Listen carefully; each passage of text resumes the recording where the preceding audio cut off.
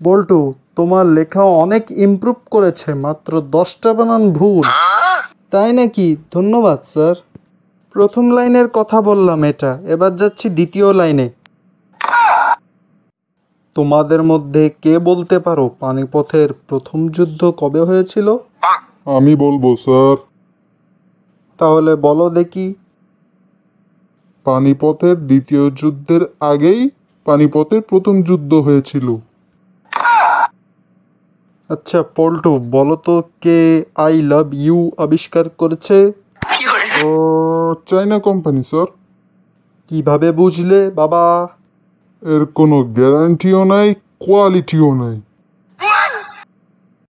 এই ছেলে, আমি ক্লাসে পড়াচ্ছি আর তুমি জানালা দিয়ে বাইরে তাকিয়ে আছো, তোমার সমস্যা কি? কই না তো স্যার।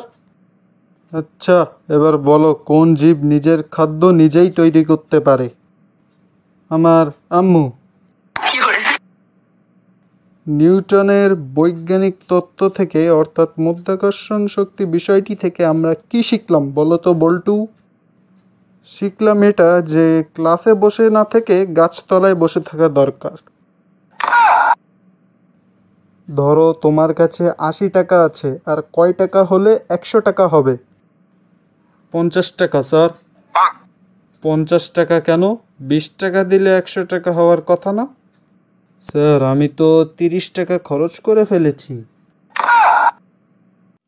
কি ব্যাপার পল্টু, কি হয়েছে, কোনো সমস্যা? স্যার, এই কদিন হলো মাত্র ঈদ শেষ হয়েছে, জানেনই তো, ঈদে সবাই এদিক ওদিক ঘোরাঘুরি করেছে, বাড়ি গিয়েছে, তাই যদি পরীক্ষার তারিখটা একটু পিছাতেন। এখন আর তারিখ পেছানো যাবে না, প্রশ্নপত্র প্রেসে চলে গেছে। আর কোনো প্রশ্ন?